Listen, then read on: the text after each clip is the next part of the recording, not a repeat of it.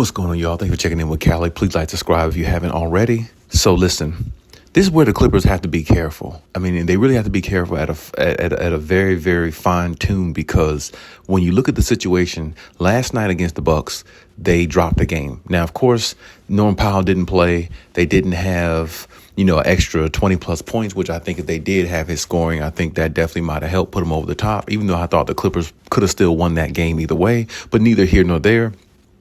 Here's what it comes down to. You heard me speak the other day in regards to the standings, in regards to the schedule they have. And you heard me say they got the Lakers twice. They got to play the Phoenix Suns, which is a hungry team. They're going to try to make a push this latter part of the season, because they need to try to get themselves out of the play-in tournament, or within that same realm, trying to get into the playoff situation. And then, you got Detroit, you got some other teams coming up. And then the fact that we actually saw the Charlotte Hornets actually beat the Lakers the other night, which was kind of shocking, even though, I know Luka's still kind of new to that offense and everything like that. They still should have beat the Charlotte Hornets. I mean, honestly. So my point is, when we see things like that, it just lets you know this is the latter part of the season where everybody plays harder. And if you haven't watched basketball all your life, NBA all your life, you might not know that, but that is the actual truth. So every game is going to be crucial for the Clippers, and they got to do their best to stay afloat in the Western Conference standings, because right now they're at the 6th seed. The Lakers are in the 5th seed with 21 losses. The Clippers are in the 6th seed with 24 losses. And then on their heels is the Minnesota Timberwolves, and that's another team that can give the Clippers problems because of size and everything that they have. And, Anthony Edwards is a monster when he decides to play at the highest elite level.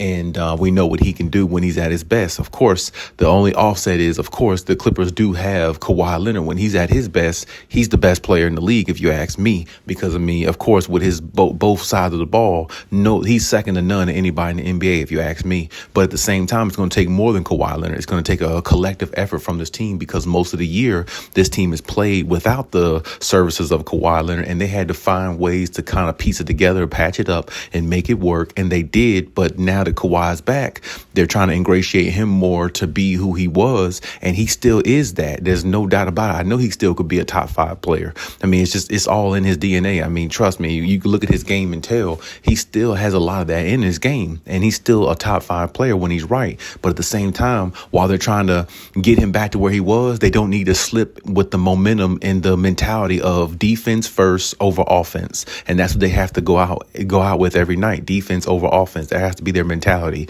Whoever's on the floor, you got to go out there and, grind defensively. Now, I know, as I said, Norman Powell, his 20 plus points would have helped. I think they would have beat the Bucks with his 20 plus points, but I still think they could have beat them if they came out with more of a defensive mindset, as in like, this is our first go-to, and offense we're going to worry about afterwards. Sometimes I think the Clippers kind of teeter back and forth with that, because they know they got, guys who can score and put the ball in the basket. They kind of during quarters or during stretches of the game, their defense doesn't really pick up the way it should, or doesn't be consistent enough the way it should. And I think that sometimes kind of hurts them against teams, which is the reason why they've had some questionable losses this year, where they had the 22-point loss or 22-point comeback against the Indiana Pacers. The Pacers came back and beat the Clippers, which they're going to play the Pacers, coming up soon. That's going to be a one they're going to want to get back. And then, like I said, they played the Lakers twice. They lost by 25 to the Lakers the last time,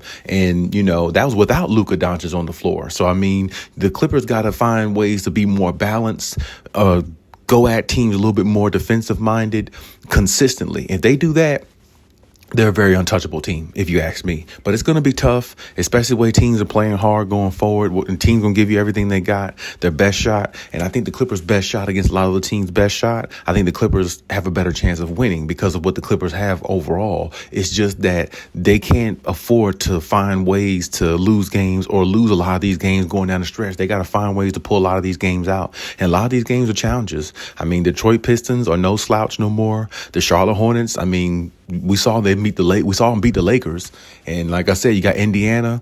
Indiana, beat the Clippers the last time. And, you got the Phoenix Suns, you got the Memphis Grizzlies, you got some teams in here that really can, change the standings for the Clippers if they lose a lot of these games, if they drop a lot of these games. So they got to find ways to get these wins, get these victories, and, find ways to pick it up, find ways to be at your best. I mean, that's the best way they're going to have to go at this, because there's really no other way. There's really no other option for them at this point. So when we look at it from that standpoint, the Clippers got to be careful around this time of the season. They have to find ways to get on a winning streak. They got to at least go through a 5 to out of 10 games, the next 10 games, they got to at least go about 6-4, 7-3. At least that. I mean, and that's pretty much the basics of it, because if you go 5-5 or 4-6 out of your next 10 games, you might be in the 10th seed. You know what I mean? You might be in the 8th seed. You'd be in the play-in tournament. And that's not where the Clippers want to be, because they're at the last spot, basically in the standings of the 6th seed. So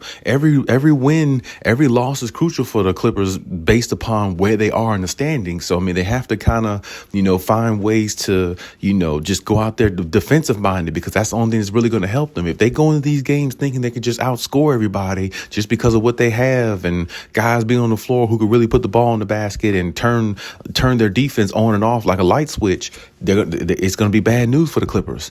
It really is. And then you got to remember, you got a Kawhi Leonard who hasn't been playing in the playoffs the last few years. So you definitely don't want him to go through the play-in tournament, then try to get to the playoffs, and then try to make it all the way through the playoffs. And hypothetically, if they go far, then make it all the way to the finals. Is Kawhi going to hold up that much? He might. I think he could. But I mean, if we're going by history the last few years, he's not going to make it that far if he has to do all that extra work and all that wear and tear on his body extra. You know what I mean? So it's like the Clippers got to do the best to make it easy for themselves and find ways to get some of these victories and, put their best foot forward and, really, play their best basketball. At this point in time, you got to play your best basketball, because it's about to get real soon, which is the playoffs. And definitely you want to be playing your best basketball going into the postseason.